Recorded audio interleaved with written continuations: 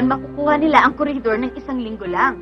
But obviously, na-underestimate nila ang katapangan ng mga Pilipino. Ano po ang Pilipino?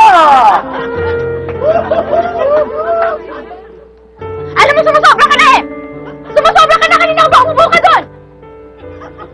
Kakasakit ako sa puso sa'yo eh!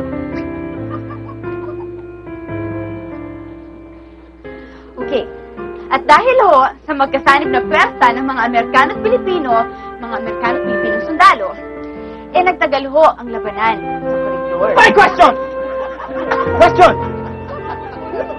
Miss, bakit ba sila naglalaban? Bakit ba sila nag-aaway dahil sa koridor? Ano bang problema nila? Alam niyo ho kasi, strategic ho ang isla ng koridor. At hanggat hindi ho napapasok ng mga Hapon ang koridor, hindi ho nila mapapasok ang Pilipinas.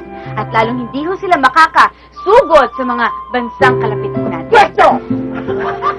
Miss, bakit si Magellan nakapasok ng Pilipinas, hindi naman siya dumadaan ng koridor?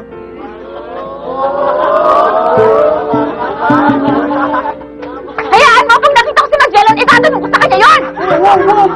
Wow! Bakit ka sumisigaw? Bakit ka naiinis?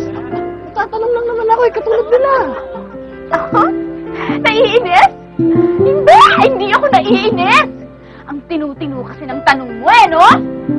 Okay, last question. Ano? Ito magalit, seryoso to. Seryoso to. Huh? Okay? Ready? Miss, bakit ang sungit-sungit mo sa akin? Crush mo ba ako?